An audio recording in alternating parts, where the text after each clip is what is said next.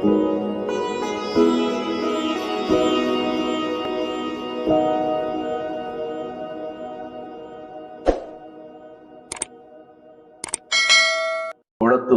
கலை இலக்கிய கழகத்தை தொடர்ந்து நடத்தி கொண்டிருப்பது சிறப்பில்லை, தொடர்ந்து நடத்தி கொண்டிருக்கிற தொடர் சிந்தா மற்றும் தோழர்கள் அனைவருக்கும் முதல் வணக்கம். இந்த கவிதை நூலை எழுதி நமக்கு தந்திருக்கிற கவிஞர் சந்துரு அவர்களே, வாழ்த்துறை கூறியிருக்கிற பேராசிரியர் தமிழ் மணவாளன் அவர்களே, தோழர் வளர்ந்தி அவர்களே, முதல் நூலை பெற்றுக்கொண்டு விடைபெற்று சென்றிருக்கிற இந்த கல்லூரியினுடைய பள்ளியினுடைய தாளாளர் பாபு புருஷோத்தமன் அவர்களே, வாழ்த்துறை வழங்கிய நண்பர்களே, வரவேற்புரை ஆற்றிய அன்பரசி அவர்களே, கூடியிருக்கிற அருமை நண்பர்களே, உங்கள் அனைவருக்கும் என் அன்பு வணக்கம். ஒரு கவிதை நூல் பற்றி பேசுகிற நேரமாக இது இல்லை என்பதுதான் உண்மை. மழை நின்ற மறுநாள் என்பது போல இது தேர்தல் முடிந்த சில நாட்களுக்கு பிறகு இந்த கூட்டம் நடக்கிறது. ஒரு மிக பரபரப்பான சூழல் இருந்து தமிழகம் விடுபட்டு விட்டது என்று சொல்ல முடியாது. அடுத்த கட்டத்தை எதிர்நோக்கி இருக்கிற ஒரு தருணத்தில் கொஞ்சம் இடைப்பாறுதலாக ஒரு கவிதை நூல் வெளியீட்டு விழாவிற்கு என்னிடத்திலே தோழர் சிந்தா அவர்கள் தேதி வாங்கினார்கள். இன்றைக்கு இந்த நிகழ்வு, அதாவது சந்துருவினுடைய இந்த கவிதை புத்தகம் புரட்சி கவிஞர் பாரதிதாசன் பிறந்த நாளில் வெளியிடப்படுவது என்பது ஒரு தற்செயலான ஒருங்கிணைவாக இருக்கலாம். ஆனால் அதற்குள் ஓர் ஆழ்ந்த பொருளும் இருக்கிறது என்பதை அந்த கவிதை புத்தகத்தை படித்து முடித்த அந்த நிமிடத்தில் நான் உணர்ந்தேன். மழை நின்ற மறுநாள் என்கிற தலைப்பே கவித்துவமானது. சரியாக சொன்னால் அது ஒரு காட்சி, அது ஒரு அனுபவம். மழை நின்ற மறுநாள் எப்படி இருக்கும் என்பதை இளங்கோ அவர்கள் பேசுகிற போது சொன்னார், எல்லோருக்கும் ஒரே மாதிரி இருக்காது. மழை நின்ற மறுநாள் பலருடைய ஏழை வீடுகளில் உள்ளே இருக்கிற தண்ணீரை வெளியேற்றுவதாக இருக்கும். மிக பெரும் பணக்காரர்களுக்கு மழை நின்ற மறுநாளின் அனுபவம் இன்னொரு மாதிரியாக இருக்கும்.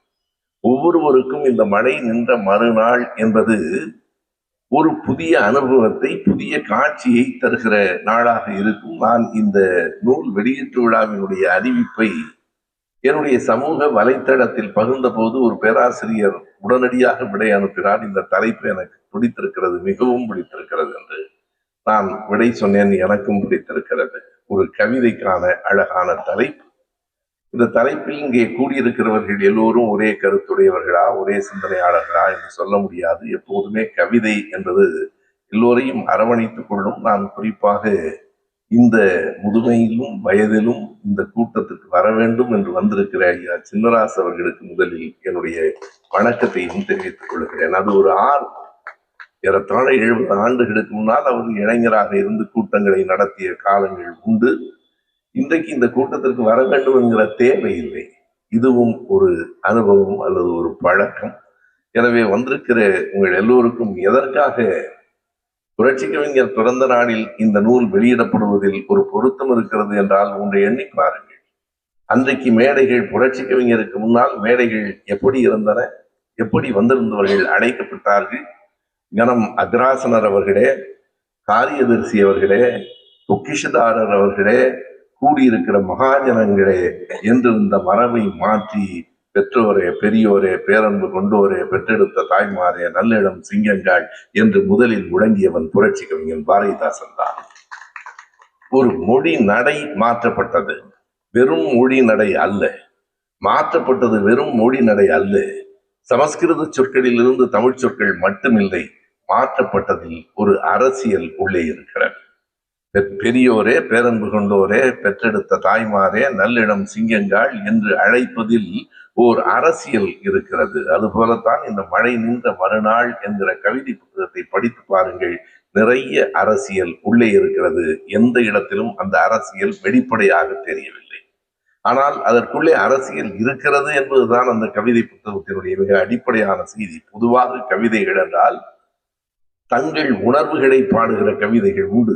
தங்கள் உணர்வுகள் என்றால் தங்களின் வலி, தங்களின் காதல், தங்களின் அனுபவம், என்று தனக்கு தோன்றியதை, தன்னுடைய பார்வையை, தான் பார்த்த இடங்களை பற்றி எழுதுகிற தன் உணர்வு கவிதைகள் ஒரு பகுதி என்றால், அழகியல் சார்ந்த கவிதைகள் இன்னொரு பகுதி. அருவியை, மலையை, காற்றை, தென்றலை பாடுகிற அழகியல் சார்ந்த கவிதைகள் இன்னொரு பகுதி. எல்லாவற்றையும் தாண்டி இந்த சமூக பிரச்சனைகளை, சிக்கல்களை, சமூகம் எதிர்கொண்டிருக்கிற வேதனைகளை, இந்த மக்களினுடைய வாழ்க்கையை பாடுகிற கவிதைகள் அரசியல் சார்ந்தவை. இந்த மூன்றையும் இணைத்தது என்பதுதான் புரட்சி கவிஞன் செய்த பெரிய பணி. நீங்கள் எண்ணி பாருங்கள், புரட்சி கவிஞர் பாரதிதாசன் என்று சொன்னால் பெரும்பாலும் அந்த அடைமொழியே புரட்சி கவிஞர் என்று சொல்லுவதனாலேயே அவர் எழுச்சிமிக்க பாடல்களை மட்டும்தான் பாடியிருக்கிறார் என்று கருதினால் அது அடிப்படையில் அவருடைய கவிதைகளை முழுமையாக படிக்காத ஒரு பிழை. இந்த இடத்தில் ஜிந்தா அவர்கள் சொன்ன ஒரு கருத்து, நான் ஏற்கனவே மேடைகளில் பேசிய ஒரு செய்தி மிக சரியாக சொன்னார். நாங்கள் ஒரு கவிதை மரபை பின்பற்றுகிறோம், ஆனால் பிற கவிஞர்களை எல்லாம் முற்றுமாக நாங்கள் புறக்கணிப்பதில்லை. விமர்சனம் உண்டு, பாரதியாரின் மீது நமக்கு விமர்சனம் உண்டு, கண்ணதாசனின் மீது விமர்சனம் உண்டு. ஆனால் அந்த விமர்சனம் என்பது அவர்களை புறக்கணிப்பதாக, அந்த நூல்களை படிக்காதீர்கள் என்று சொல்வதாக அமையாது. அதைத்தான் 3 பேர் எடுத்து சொன்னார். 2 வரிசைகள் என்று நான் சொல்லுவேன். கம்பன், பாரதி, கண்ணதாசன் ஒரு வரிசை என்றால், வள்ளுவன், சித்தன், பாரதிதாசன் என்பது இன்னொரு வரிசை. இந்த 2 வரிசைக்கும் இடையிலான வேறுபாடு என்ன என்றால், ஒன்று கவித்துவமானது, இன்னொன்று கவித்துவ அரசியல் நிறைந்தது. இந்த 2வது பகுதியைத்தான் இளவேனில் எடுத்துக் கொண்டிருக்கிறார். நீங்கள் பாரதியை பற்றி நான் நிறைய பேசியிருக்கிறேன். பாரதியை பற்றிய கடுமையான விமர்சனங்களும் இந்த மண்ணில் இருக்கின்றன. பாரதிதான் மிகச்சரியான ஒரே ஒரு கவிஞன் என்று சொல்லுகிறவர்களும் இருக்கிறார்கள். பாரதியின் நல்ல வரிகளை ஒரு நாளும் நாம் புறக்கணிக்கவில்லை. சரியாக சொன்னார். நாம் அவர்களை போற்றுகிறோம், கம்பனை கூட போற்றுகிறோம். ஆனால் வள்ளுவனை போற்றுவதற்கும் கம்பனை போற்றுவதற்கும் இடையில் இருக்கிற வேறுபாடு என்ன என்றால், வள்ளுவனை பின்பற்ற வேண்டும் என்கிறோம், கம்பனை போற்றுவதோடு நிறுத்திக் கொள்வோம். அதுதான் அடிப்படை வேறுபாடு. பாரதி பாடிய அந்த பாடல் வரிகளை இன்று காலையிலே கூட நான் நண்பர்களிடத்திலே சொல்லிக் கொண்டிருந்தேன். 2 வரிகள் எனக்கு மிக பிடித்தமான பாரதியாரினுடைய வரிகள் தான். எது கல்வி என்பதும் யார் மேலோர் என்பதையும் பாரதி 2 வரிகளிலே சொல்வார். நீதி நிறைந்தமதி கல்வி, அன்பு நிறைய உடையவர்கள் மேலோர். இதை விட அழகாய் சொல்ல முடியாது. நீதி நிறைந்தமதி கல்வி. கல்வி என்பது வெறும் அறிவல்ல, அறமும் அறிவும் சேர்ந்ததுதான் கல்வி. நாம் அறமும் அறிவும் சேர்ந்த கல்வியை நம் பிள்ளைகளுக்கெல்லாம் கொடுக்க தவறிவிட்டோமோ என்று கொஞ்சம் கவலையாக இருக்கிற காலத்தில் உங்களோடு நான் பேசுகிறேன். நம் பிள்ளைகளை பற்றிய கூடுதல் கவலையோடும், பிள்ளைகளை பற்றி நாம் கவனம் செலுத்த வேண்டும் என்பதோடும், பிள்ளைகளின் தவறில்லை, பிள்ளைகள் தவறு செய்தால் பெற்றோரின் தவறு என்பதை நாம் ஏற்க வேண்டும். நாம் தான் எங்கோ பிழை விட்டிருக்கிறோமோ என்று தோன்றுகிறது. எனவே எது கல்வி? நீதி நிறைந்த மதி கல்வி, அன்பு நிறைய உடையவர்கள் மேலோர். மேலோர் வேறு யாரும் அல்ல, மிகப்பெரிய பணக்காரர்கள் மேலோர் அல்ல, பெரிய அறிவாளிகள் கூட மேலோர் அல்ல, அன்பு நிறைய உடையவர்கள் மேலோர் என்று பாரதி சொன்ன வரிகளை நாம் ஏன் புறக்கணிக்க வேண்டும்? அந்த வரிகளை எல்லா இடத்திலும் நாம் நெஞ்சில் நிறுத்திக் கொள்வோம், நிறைய இடங்களில் சொல்வோம். நமக்கு ஒன்றும் கோபம் இல்லை. ஆனால் பாரதி சமஸ்கிருதம் மட்டும்தான் தேவ பாஷை, தேவர்கள் பேசுவதும் தேவ பாஷை, மனிதர்கள் பேசுவதும் தேவ பாஷையா என்று கேட்டு அது மட்டும்தான் தேவ பாஷை என்று சொன்ன போது பாரதியிடமிருந்து நாம் மாறுபடுகிறோம். இந்த விமர்சன பார்வையோடு தான் எந்த ஒன்றையும் நாம் அணுக வேண்டும். இந்த கவிதை புத்தகத்திற்குள் ஒரு அரசியல் இருக்கிறது என்று சொன்னேன். சந்துருவுக்கு ஒரு குறிப்பாக நான் நன்றியை சொல்ல வேண்டும். அவருடைய துயிலான் என்கிற இதற்கு முன்பு 3 ஆண்டுகளுக்கு முன்பு எழுதிய நூலை வெளியிடுகிற பெருமையையும் எனக்கு தந்தார். அன்றைக்கும் நம்முடைய திரைப்பட பட தொகுப்பாளர் என்னுடைய மதிப்பிற்குரிய தோழர் லெனின் அவர்கள் வந்திருந்தார். இன்றைக்கு வந்திருக்க வேண்டும், அவருக்கு வாய்க்கவில்லை. எனவே 3 ஆண்டுகளுக்கு பிறகு மறுபடியும் என்னை நினைவில் வைத்து இந்த நூலையும் என்னை வெளியிட அழைத்திருக்கிறார். இந்த மழை நின்ற மறுநாள் என்கிற இந்த தொகுப்பின் முதல் கவிதை இந்த புத்தகத்தின் அரசியலை நமக்கு சொல்லும். முதல் கவிதையின் முதல் வரி இப்படி தொடங்குகிறது. நாடோடிகளாய் இருந்தபோது நண்பர்களாய் சுற்றினோம். நாடோடிகளாய் இருந்தபோது நண்பர்களாய் சுற்றினோம். உழைக்க விரும்பாத ஒரு சோம்பேறி கூட்டம், எந்த சொல்லும் என்னுடையதில்லை. உழைக்க விரும்பாத ஒரு சோம்பேறி கூட்டம் உள் நுழைந்து நம் ஒற்றுமையை கண்டு வியந்தது. அங்கே தொடங்கிற்று அரசியல். அதை மிக அழகாக அங்கே தொடங்கிற்று அரசியல். பாருங்கள், ஆடு மாடுகளை மேய்த்து கொண்டு உள்ளே வந்தவர்கள் நம்மை பார்த்து சொன்னார்கள், உங்களுக்கெல்லாம் படிப்பு வராது, நீ மாடு மேய்க்கத்தான் லாயக்கு. மாடு மேய்த்து கொண்டு வந்தவர்கள் நம்மை பார்த்து சொன்னார்கள், நீங்கள் மாடு மேய்க்கத்தான் லாயக்கு. மறுபடியும் சொல்லுகிறார்கள், படிக்காதீர்கள், மாடு மேய்த்தால் போதும் என்று.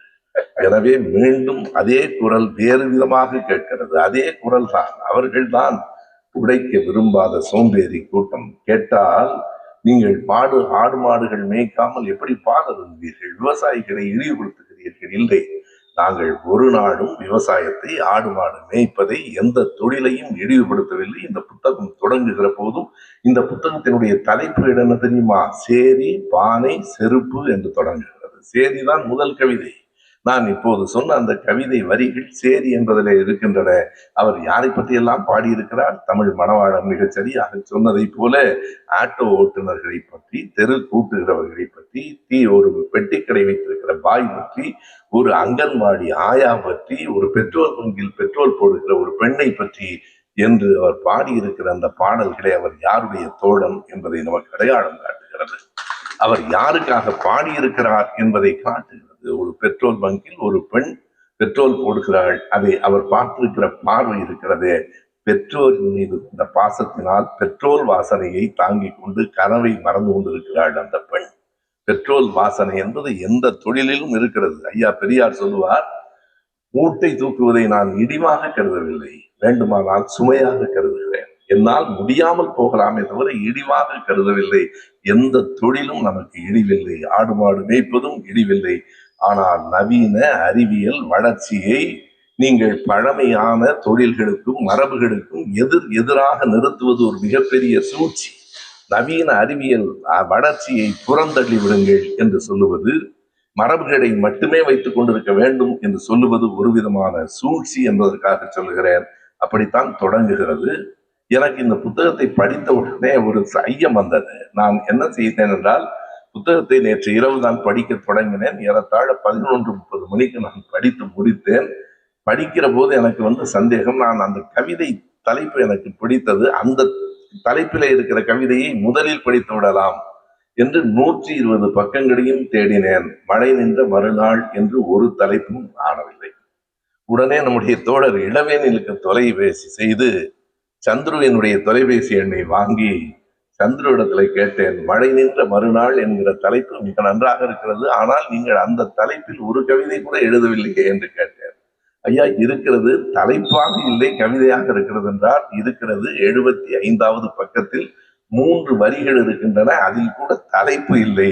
மழை நின்ற மறுநாள். இங்கே பேசுகிற போது எடுத்து சொன்னார்கள், மழை நின்ற மறுநாள் வெயிலும் தன்னை தானே காய வைத்துக் கொண்டது என்பது அந்த கவிதை. இதில் ஒரு அழகான கற்பனை இருக்கிறது. நான் அந்த கற்பனைகளுக்கு உள்ளே பிறகு வருகிறேன். இந்த புத்தகத்தில் இருக்கிற அரசியல் மிக நுட்பமாக சொல்லப்பட்டிருக்கிறது, வெளிப்படையாக இல்லை. ஒருவன் சொன்னான், கவிதைகளில், இலக்கியங்களில் கொள்கை, அரசியல் இருக்கக்கூடாது என்பதில்லை, ஆனால் அது பூவின் வாசமாக இருக்க வேண்டுமே தவிர பூண்டின் நெடியாக இருக்கக்கூடாது என்று ஒருவன் எழுதினான். சந்துரு, உங்கள் புத்தகம் பூவின் வாசமாக இருக்கிறது. பூண்டின் நெடியாக இருந்தால் கூட நான் பிழை என்று கருதுகிறவன் இல்லை, ஆனால் அது பூவின் வாசமாக இருக்கிறது. அரசியல் இருக்கிறது, அரசியல் இருக்கிறது என்று புரிகிறவர்களுக்கு புரியும், அரசியல் இருக்கிறது என்று எடுத்து சொன்னால் தெரியும். மற்றபடி அது பொதுவான கவிதையாக மட்டுமே இருக்கிறது. பல செய்திகள், அடிபுதை அரணம் என்பதை தமிழ் மணவாளன் சொன்னார். பெரும்பாலாற்றுப்படையிலே அந்த வரியை படித்த போது நான் வியந்து போயிருக்கிறேன். அதாவது காலனி கூட அல்ல. இந்த புத்தகத்திலே காலனியை பற்றி ஒரு அற்புதமான செய்தி இருக்கிறது. நாடோடிகளாக இருந்த போது நாம் நண்பர்களை சுற்றினோம். பிறகு இந்த கூட்டம் உள்ளே நுழைந்தது. என்ன செய்தார்கள்? காலணிகளால் நம் நெஞ்சை மிதித்து நம்மை காலனி வாசியாக்கி விட்டார்கள். 2 காலனிக்கு இருக்கிற வேறுபாடு பாருங்கள். கால் அணிகள், காலில் அணிந்திருக்கிற செருப்புகளால் நம்மை மிதித்து, காலணிகளால் நம் நெஞ்சை மிதித்து நம்மை காலனிக்காரர்கள் ஆக்கிவிட்டார்கள் என்று இப்போதுதான் காலனி என்கிற பெயரையே நீக்க வேண்டும் என்கிற ஒரு அமைப்பு சட்டம் கூட வந்திருக்கிறது நண்பர்களே. எனவே அந்த காலனியில அடிபுதை அரணம் என்பது பெரும்பாலாற்றுப்படையில் 10 பாட்டில் இடம்பெற்றிருக்கிற ஒரு தொடர். அந்த தொடரில் என்ன வியப்பு என்றால், அது வெறும் காலனி அல்ல, அடி புதைகிறது என்று சொன்னால் அரண் என்பது பாதுகாப்பு. அடி உள்ளே புதைகிறது, பாதங்களுக்கு அது பாதுகாப்பாக இருக்கிறது என்றால் நான் உண்மையாக நினைத்து பார்க்கிறேன். அது வெறும் செருப்பு மட்டுமில்லை தோழர்களே, நாம் இன்றைக்கு சொல்லுகிற பூட்ஸ் என்று சொல்லுகிற ஒன்றாகத்தான் அது இருக்க வேண்டும். பூட்ஸில தான் கால் மறையும், அதுதான் காலுக்கு பாதுகாப்பாக இருக்கும். தமிழன் 2000 ஆண்டுகளுக்கு முன்னால் பூட்ஸ் அணிந்திருந்தான் என்பதே வியப்பாக இருக்கிறது. நாம் கருதுகிறோம் ஆங்கிலேயர்களை பார்த்துத்தான் நாம் கோட் சூட் பூட் எல்லாம் அணிந்தோம் என்கிறோம். இல்லை, அடிபுதை அரணம் நமக்கு 2000 ஆண்டுகளுக்கு முன்பே புழக்கத்தில் இருந்திருக்கிறது. எனவே அதையும் அவர் சொல்லுகிறார். சில இடங்களில் அவருடைய கற்பனை, அவருடைய பார்வை எப்போதுமே எந்த ஒன்றையும் நாம் எப்படி பார்க்கிறோம் என்பதுதான் கவிதை. எந்த ஒன்றையும் எல்லோரும் எல்லாவற்றையும் பார்க்கிறோம், ஆனால் எல்லோருக்கும் அது ஒரே மாதிரியாக தெரியவில்லை. தண்டவாளத்தை பற்றி சந்துரு பார்த்திருக்கிற அந்த பார்வை எனக்கு உண்மையிலேயே வியப்பாக இருந்தது. அவர் என்ன சொல்லுகிறார் என்றால், தண்டவாளத்தை நாம் 1000 முறை பார்த்திருக்கிறோம், தண்டவாளத்தை பார்க்கிற போது எனக்கு அப்படி ஒரு கற்பனை இதுவரைக்கும் வந்ததே இல்லை. அவர் என்ன எழுதுகிறார் என்றால், எல்லோருடைய பயணங்களையும் பார்த்தபடி. தண்டவாளம் பயணம் செய்வதே இல்லை, ஆனால் தண்டவாளத்தின் மீதுதான் பயணம் நடக்கிறது. எல்லோருடைய பயணங்களையும் பார்த்தபடி நீண்ட சிந்தனையுடன் நீட்டி படுத்திருக்கிறது தண்டவாளம். இதை விட அழகாய் சொல்ல முடியாது. தண்டவாளத்தை பற்றி இப்படி ஒரு கற்பனையா? அதுவும் வெறுமனே படுத்திருக்கிறது என்று யாரும் கருதாதீர்கள், நீண்ட சிந்தனையோடு படுத்திருக்கிறது. இந்த பயல்கள்லாம் எங்க போறான், எதுக்கு போறான், ஏன் இவ்வளவு பேர் போறான்? அதுவும் தேர்தலுக்கு முதல் நாள் எங்கள் தம்பி பிரவீன் என்று இரவு 9 மணிக்கு புறப்பட்டு அடுத்த நாள் 3:30 மணிக்கு பொள்ளாச்சி போய் சேர்ந்தார்.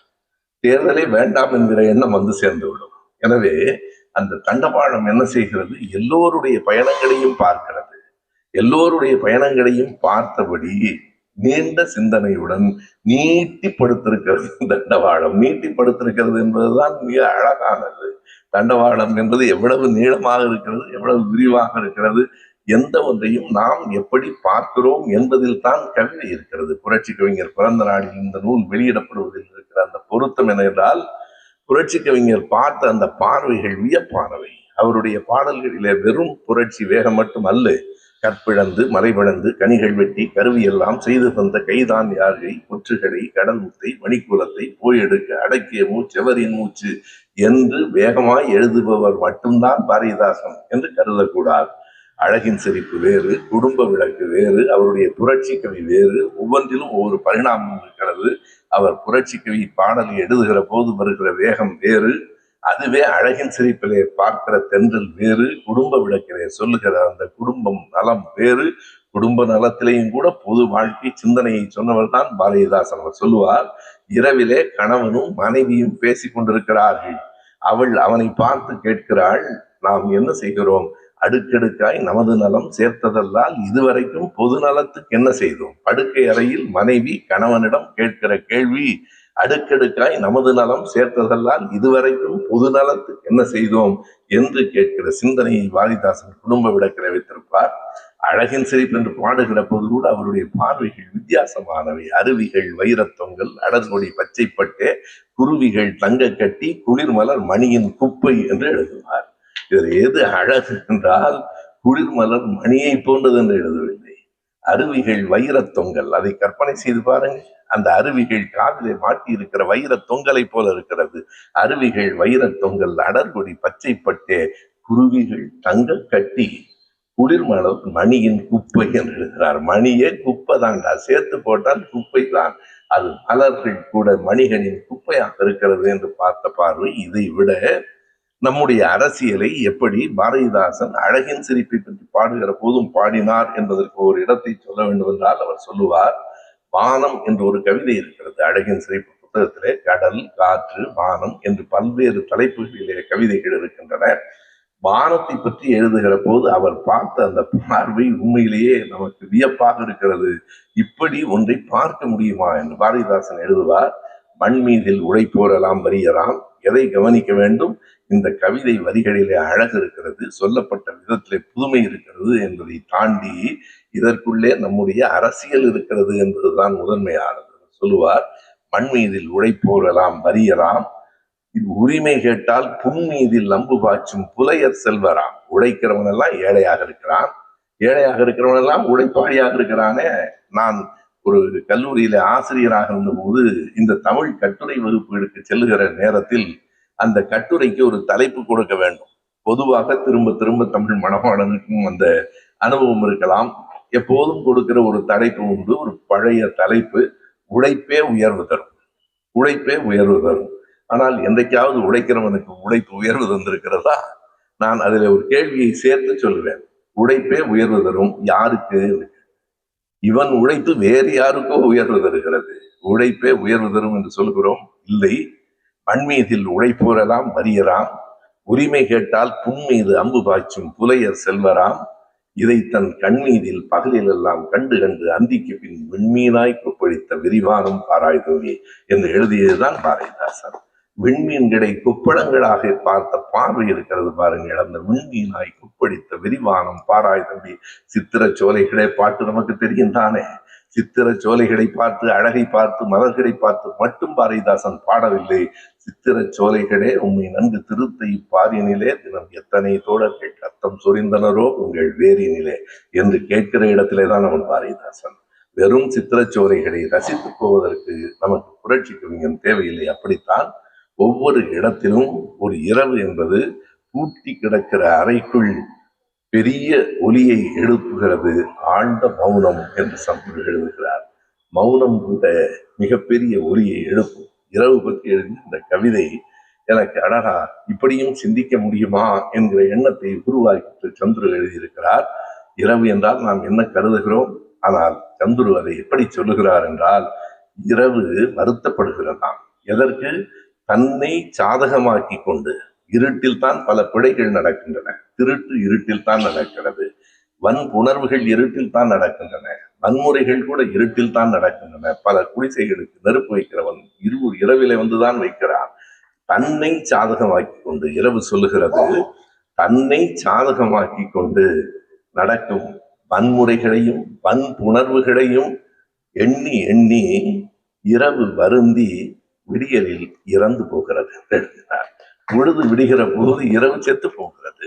பொழுது விடுகிறது என்றால் இரவு முடிந்து போகிறது என்று பொருள். இரவு முடியாமல் பொழுது விடியாது. பொழுது விடிந்தபின் இரவு இருக்காது. ஆனால் இந்த இயற்கையின் இயல்பான ஒன்றை கூட அவர் எப்படி எழுதுகிறார்? ஏன் அது நேர்ந்தது? இரவு மறைந்தது என்று எழுதவில்லை. இரவு இறந்து போய்விட்டது, செத்து போனது. எதனால் செத்து போயிற்று? அதற்கு ஒரு வருத்தம் இருக்கிறது. தன்னை சாதகமாக்கி கொண்டு இந்த நாட்டில் இவ்வளவு வன்முறை நடக்கிறதே, தன்னை சாதகமாக்கி கொண்டு இவ்வளவு வன்புணர்வு நடக்கிறதே என்று நினைந்து நொந்து விடியலில் இரவு இறந்து போனது என்று எழுதுகிற அந்த எழுத்தில் கவிதையும் இருக்கிறது, அரசியலும் இருக்கிறது. அதுதான் அதற்குள்ளே இருக்கிற அழகு. கவிதையும் இருக்கிறது, அரசியலும் இருக்கிறது. அவருடைய கவிதைகளை பல இடங்களிலும் நீங்கள் தொட்டு பார்த்தால், நான் சொன்னேன், ஆட்டோக்காரனை பற்றி சொன்னார்கள். ஆட்டோ ஓட்டுநர் மட்டும் இல்லை, அதைத்தான் நான் சொல்லுகிறார். அவர் இல்லை, நான் ஆட்டோ ஓட்டுநரை எப்படி பார்க்கிறேன்? தன் பிள்ளைக்கு கட்டணம், பள்ளி கட்டணம் கட்ட முடியாத தந்தையாய் பார்க்கிறேன். ஆட்டோ ஓட்டுநரை எப்படி பார்க்கிறேன்? அடமானம் வைத்த நகையை தன் மனைவிக்கு மீட்டு கொடுக்க முடியாத கணவனாய் பார்க்கிறேன். ஒரு ஆட்டோ ஓட்டுநரை இப்படி பார்ப்பது. நேற்றைக்கு இரவு நானும் என் மனைவியும் ஒரு அரை மணி நேரம், இன்னும் முழுமையாக பார்த்து முடிக்கவில்லை, கொஞ்ச நேரம் பார்க்கலாமா என்று ஒரு திரைப்படம், மெட்ராஸ் மேட்னி என்று ஒரு படம் பார்த்தோம். அந்த மெட்ராஸ் மேட்னி படத்திலே தொடக்கத்திலேயே ஒரு காட்சி வருகிறது. நண்பர் சத்யராஜ் அவர்கள் தான் நடித்திருக்கிறார். அவருடைய இயல்பான நடிப்பு. அவரை பார்த்து ஒரு பெண் கேட்பாள், எப்போது பார்த்தாலும் மேலை நாட்டு எழுத்தாளர்கள் அவர்களை பற்றி பேசிக் கொண்டிருக்கிறீர்களே, நம் மனிதர்களை, சாதாரண மனிதர்களை பற்றி எழுதக்கூடாதா? திரும்ப கேட்பார், ஓ காமன் மேன். ஆமா, அந்த காமன் மேன், சாதாரண மனிதனை பற்றி எழுது. காமன் மேன் யாரை பற்றி எழுதலாம்? நம்ம சுப்பு தாத்தாவை பற்றி எழுதுகிறார். அங்கே துப்புரவு தோழனாக இருக்கிற சந்துருவின் சொல்லை நான் பயன்படுத்துகிறேன். துப்புரவு தொழிலாளி கூட அல்ல, துப்புரவு தோழன் என்றுதான் அவர் எழுதியிருக்கிறார். துப்புரவு தோழன் சுப்பிரமணியம் ஒரு வயதானவர் இருக்கிறார், அவரை பற்றி கூட எழுதுங்களேன் என்கிற போது சத்யராஜ் அவரை உட்கார வைத்து அவரிடத்துல ஒரு கேள்வியும் அவர் சொல்லுகிற விடையும் எனக்கு நெடுநேரம் சிரிப்பையும் சிந்தனையும் உருவாக்கின. சத்யராஜ் கேட்பார், இவர் கதை எழுதுவதற்காக கேட்கிறார், சுப்பு, உன்னுடைய வாழ்க்கையில நீ அனுபவிச்ச ஒரு பெரிய பலி எது என்று கேட்பார். பொதுவாக நாம் பலி என்று சொன்னால் நம்முடைய வறுமையாக அது இருக்கலாம், இளைஞர்களுக்கு காதல் தோல்வியாக இருக்கலாம், அல்லது உடல் நோவாக இருக்கலாம், எப்படி வேண்டுமானாலும் இருக்கலாம். நீ வாழ்க்கையில் சந்தித்த ஒரு மிகப்பெரிய வலி என்ன சொல் ஏனென்றால் அந்த அந்த வலியை வைத்துக் கொண்டு கதை எழுதலாம் என்பதற்காக அவர் கேட்பார். அந்த சுப்பு தாத்தா ரொம்ப இயல்பாக சொல்லுவார், என்னை கேட்டிருந்தால் நான் வேறு மாதிரியாக சொல்லுவேன். உங்களை கேட்டால் உங்கள் வாழ்க்கையில் நீங்கள் சந்தித்த வலி என்ன என்றால், நான் இளமையில் வேலை கிடைக்காமல் துயரப்பட்டேனே அந்த நாட்கள் தான் எனக்கு வலி தந்தன என்று நீங்கள் சொல்லலாம். ஆனால் அவர்தான் இயல்பான மனிதர், நம்மை போல கற்பனை எல்லாம் அல்ல. அந்த துப்புரவு தொழிலாளி சுப்பு தாத்தா, என்ன உங்கள் வாழ்க்கையில் நீங்கள் சந்தித்த பெரிய வலி என்ன என்றால், அப்படி சிந்தித்து விட்டால் சொல்வார், இந்த முட்டி வலி தாங்க என்று சொல்லுவார். இயல்பு. சத்யராஜ் கேட்பார், சுப்பு தாத்தாவின் முட்டி வலின்னாயான கதை எழுத முடியும். உண்மையாக அவனுக்கு வேறு எந்த வலியையும் விட அதுதான் தெரிகிறது. அவன் அனுபவித்த வலிகளை எல்லாம் அவனே உணரவில்லை என்பது இந்த சமூகத்தினுடைய அடிப்படையான செய்தி. இந்த செய்தியில என்ன இருக்கிறது என்றால், அவன் வெகுளியாக இருக்கிறான் என்று பலர் நினைக்கிறார்கள். இல்லை, தன்னுடைய உண்மையான வலிகளை உணராதவர்களாகவே இந்த மண்ணில் இன்னமும் லட்சக்கணக்கான மக்கள் இருக்கிறார்கள். இன்றைக்கும் நம்முடைய இளைய பிள்ளைகள் வேறு திசைகளில் ஓடிக்கொண்டிருக்கிறார்களே என்று வருத்தப்பட்டால் அதற்கு ஒரு பெரிய காரணம் இருக்கிறது. அவர்களை வலி உணராதவர்களாக நாம் வளர்த்தோம். அவர்களுக்கு வலி தெரியவில்லை. நீங்கள் செருப்பணிந்து போவதற்கு எவ்வளவு பெரிய போராட்டம் இருந்தது. செருப்பு அணிவதற்கான தடையை உடைத்தோம் என்று இந்த கவிதையில ஒரு வரி இருக்கிறது. வெறும் செருப்பணிவதற்கு அல்ல. இங்கே நம்முடைய நீங்கள் பெண்களும் கூடி இருக்கிறீர்கள். எத்தனை பேருக்கு தெரியும் தோள் மீது சேலை போட்டுக் கொள்வதற்கு தடை இருந்தது என்பதை எத்தனை பிள்ளைகளுக்கு நாம் எடுத்து சொன்னோம். தோல் சீலை போராட்டம் என்றால், அதுவும் கன்னியாகுமரியிலே இருந்து வந்த ஒரு பிள்ளை, நாகர்கோயிலிருந்து வந்த ஒரு பிள்ளை சொல்கிறார், நான் இந்த இவருக்குத்தான் வாக்களித்தேன். எதற்காக? அவர் என்ன வைகுண்டரை போல போராடினாரா? நான் வைகுண்டரை பற்றி உங்களுக்கு தெரியுமா என்று கேட்டால், வைகுண்டர் யார் என்று அந்த பிள்ளை கேட்கிறார். அந்த வைகுண்டர் தான் அந்த தோல் சீலை போராட்டத்தில் அடிபட்டு காவலர்களால் இழுத்து செல்லப்பட்டவன். வெறும் சாமியார் அல்ல. வைகுண்டருக்கு பின்னால் ஒரு வரலாறு இருக்கிறது. வைகுண்டரை நமக்கு தெரியவில்லை. யாரை தெரிகிறது? யார் எதற்கும் தொடர்பில்லையோ அவரை மிக தெளிவாக நாம் தெரிந்து வைத்திருக்கிறோம் என்றால், பிள்ளைகளுக்கு நாம் சரியாக தெரிவிக்கவில்லையோ என்கிற குற்ற உணர்வோடு தான் நான் பேசுகிறேன். பாபு புருஷோத்தமன் சொன்னார், பள்ளி பிள்ளைகளுக்கு பேசுவதற்கு அழைத்தால் வருவீர்களா என்றால், இனிமேல் பள்ளி பிள்ளைகளுக்கு பேசுவதற்காக மட்டும்தான் வருவேன் என்று சொன்னேன். அதுதான் மிக முதன்மையானதாக இருக்கிறது. தவற விட்டு விட்டோம். நம் பிள்ளைகளை நாம் தவற விட்டு விட்டோம். பட்ட வலிகள் என்ன, பெற்ற வேதனைகள் என்ன, நடந்த போராட்டங்கள் எத்தனை வகையானவை என்பதையெல்லாம் எடுத்து சொல்லாமல் வழி தெரியாமல் பிள்ளைகளை வளர்த்தோம். அவர்கள் இறங்கோ வழி தெரியாமல் போய் நிற்கிறார்கள். இரண்டும் இருக்கிற வேறுபாடு அதுதான். நாம் வழியை சொல்லிக் கொடுத்திருந்தால் அவர்கள் வழியை கற்றுக் கொண்டிருப்பார்கள். எனவே இவற்றையெல்லாம் இந்த புத்தகம் மிக எளிமையாக சின்ன சின்னதாக இந்த சொற்களில் 3 வரிகளில் 4 வரிகளில் எல்லாம் அந்த கவிதை இருக்கிறது. ஒரு பெட்டிக்கடை வைத்திருக்கிற பாய் என்று சொல்லும் போதே அவர் எந்த மதம் என்று தெரிகிறது. அந்த பெட்டிக்கடை வைத்திருக்கிற பாய் கடையில என்னவெல்லாம் கிடைக்கும்? அங்கே இருக்கிற அம்மன் கோயிலுக்கு திரியும் நூலும் கிடைக்கும். பக்கத்திலே இருக்கிற ஒரு மாதா கோயிலுக்கு ஏற்றுவதற்கு வண்ண வண்ண மெழுகுவத்திகள் கிடைக்கும். என்ன சொல்ல வருகிறார் என்றால், இந்த மண்ணில் எங்களுக்கு மதம் என்பது அவரவர் நம்பிக்கை, மதம் என்பது எங்கள் மோதலுக்கான அடிப்படை அல்ல. இங்கே மறுபடியும் மத மோதலை உருவாக்கிவிட முடியாதா? எனக்கு சிந்தா, தோழர் சிந்தா, அவ்வளவுதான். அவர் எந்த மதமாக இருந்தார் என்ன, அவருக்கு நம்பிக்கை இருக்கிறதோ இல்லையோ, அவருடைய குடும்பத்திலே யாருக்காவது நம்பிக்கை இருந்தால் எனக்கு என்ன, நமக்கு தோழர் சிந்தாவைத்தான் எனக்கு தெரியும். அந்த தோழமையோடு தான் அவர் அழைக்கிற போதெல்லாம் நான் மறுப்பதே இல்லை. காரணம், அவர் ஓய்வெடுத்துக் கொண்டிருக்கலாம். அவர் ஓய்வு எடுக்கவில்லை, இன்னும் உழைக்க வேண்டும். உழைப்பு என்பது எந்த விதத்தில் வேண்டுமானாலும் இருக்கலாம். அவருடைய அவசரத்தை நான் ரசிப்பேன். அவருடைய பதற்றத்தை எப்போதுமே நான் பக்கத்தில் இருந்து ரசிக்கிறவன் தான். ஒருவனை பேச சொல்லிவிட்டு போதும் பாரு, இப்ப தனியாக கூட்டி அவர் பேச சொல்ல வேண்டாமா? அவருடைய பதற்றம் அந்த நேரத்தில் முடித்து விட வேண்டும், சரியாக செய்து விட வேண்டும். அந்த பதற்றம் அவருடைய இயல்பு சுபாவமாக இருக்கலாம். ஆனால் அதை ஏதாவது செய்ய வேண்டும் என்று நினைக்கிற அந்த தோழமைக்கு மதமும் சாதியும் ஒரு நாள் குறுக்கே நிற்கப் போவதில்லை. சந்துரு எழுதுகிறார், உலகத்திலே வேறு எங்கும் இல்லாத அளவுக்கு சாதி என்னும் கீழ்மை இங்கேதான் இருக்கிறது. சில சொற்களை எல்லாம் அவர் வேண்டுமென்றே பயன்படுத்துகிறார். மயிர் என்கிற சொல்லை அவர் உள்ளே கொண்டு வருகிறார். அது ஒன்று அப்படி ஒன்றும் இழிவான சொல்லில்லை. அப்படி இருந்தால் வள்ளுவன் பயன்படுத்தி இருக்க மாட்டான். மயிர் நீப்பின் உயிர் வாழ கவரிமான் என்றும் தலையின் இழிந்த மயிரணையர் என்றும் திருக்குறளிலேயே 2 இடத்தில் அந்த சொல்லை பயன்படுத்தி இருக்கிறார் வள்ளுவர். சந்துரு சொல்லுவார், மயிரின் மேன்மை தெரிந்தவர்கள் கேட்கிறார்கள், நீ என்னடா பெரிய மயிரா என்று. எனவே அது மயிரினுடைய மேன்மை தெரிந்தவர்கள். நீங்கள் எண்ணி பாருங்கள். நாம் இதை மயிர் என்று சொல்லுவது சரியான சொல் அல்ல, தலை முடி என்று சொல்ல வேண்டும். கூந்தல் எல்லாம் ஒன்றுதான். இன்றைக்கு பல நேரங்களிலே இந்த சமூக வலைத்தளங்களிலே பல பேர் என்ன எழுதுகிறார்கள் என்றால், பிறகு என்ன கூந்தலுக்கு இதை பற்றி பேசுகிறாய் என்று எழுதுகிறார்கள்.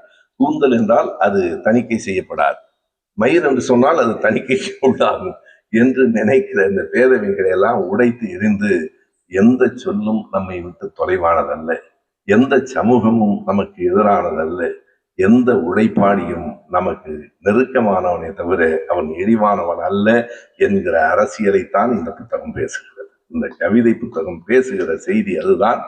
இதில் 3 பேர் பற்றித்தான் பெரியவர்கள் என்று அவர் எழுதியிருக்கிறார். மற்றவர்கள் எல்லாம் நான் சொன்னது போல ஒரு துப்புரவு தொழிலாளியை பற்றி, பெட்ரோல் போடுகிற ஒரு பெண்ணை பற்றி, இப்படித்தான் அந்த கவிதைகள். ஒரு பானை வளைகிறவனை பற்றி, ஒரு செருப்பு தைக்கிறவனை பற்றி. எனவே இந்த கவிதைகளிலே இதிலிருந்து வேறுபட்டு ஒரு இடம் இருக்கிறது என்றால் 3 தலைவர்களை பற்றி எழுதியிருக்கிறார். அந்த மூவரும் கூட கொண்டாடப்பட வேண்டியவர்களாக கருதுகிறார். 3 துறைகளிலிருந்து 3 பேரை எழுதுகிறார். ஒருவர் அம்பேத்கர், இன்னொன்று அப்துல் கலாம், 3வது நல்ல கண்ணு.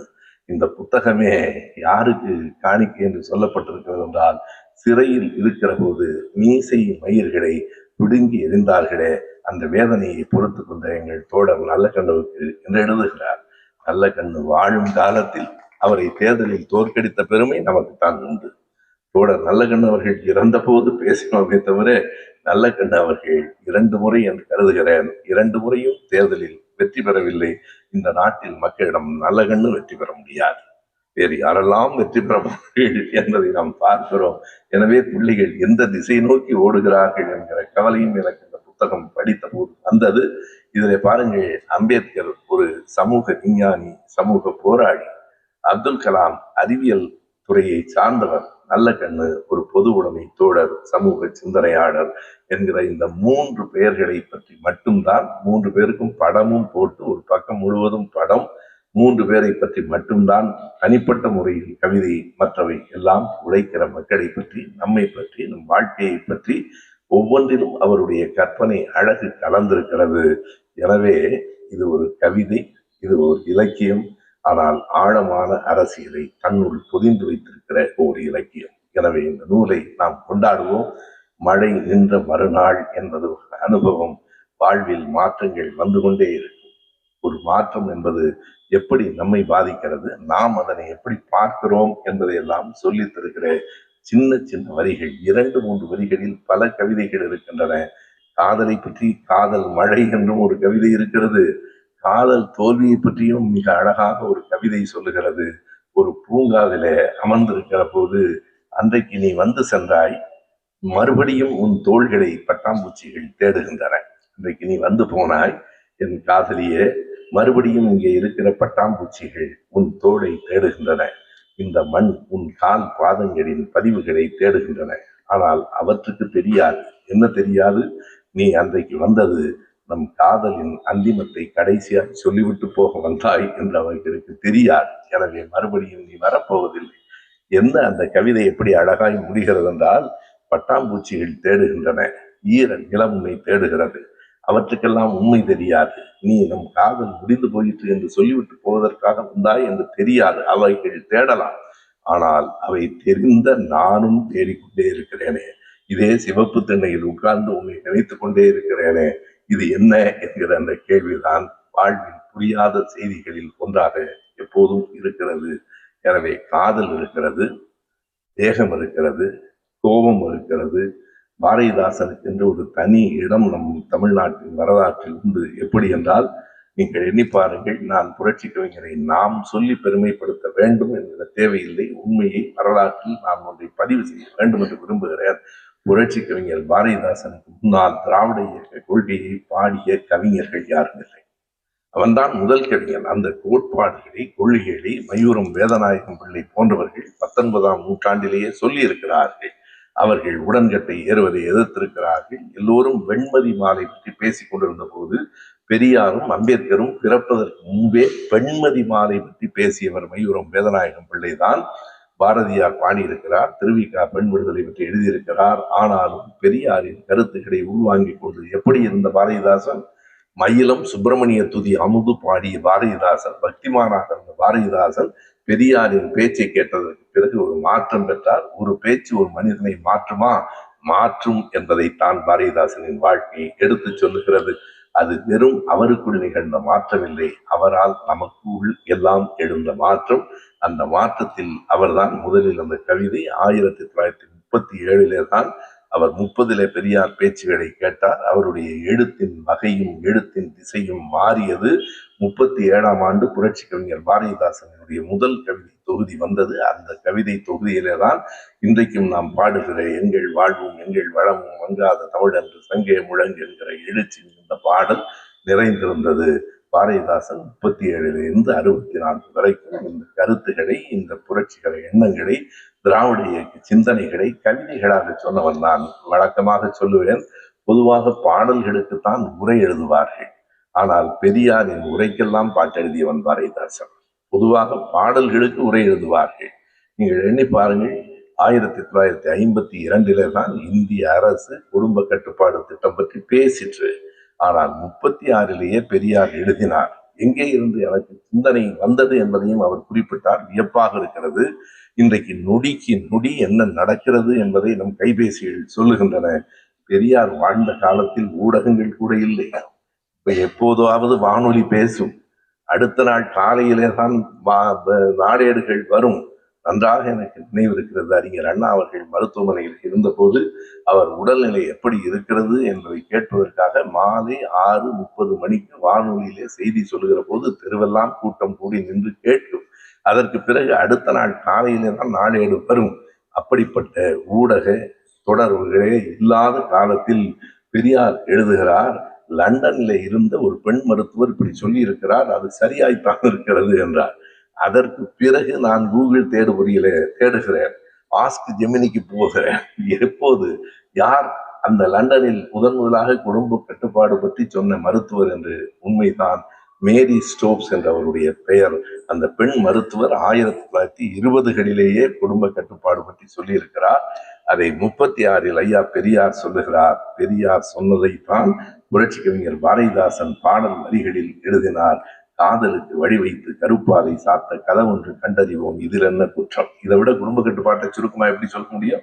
காதலுக்கு வழி வைத்து கதவொன்று சாத்த, கருப்பாதை சாத்த கதவொன்று கண்டறிவோம், இதில் என்ன குற்றம் என்று பாரதிதாசன் கேட்டார். எனவே ஒரு இலக்கியத்தின் நயம் குறையாமல், அந்த அழகியல் உணர்வு குறையாமல், அதே நேரத்தில் அரசியலை மிக தெளிவாக சொன்னதுதான் புரட்சி கவிஞரின் தொடக்கம் என்றால், அந்த தொடக்கத்தில் 1000 கவிஞர்கள் வந்தார்கள்.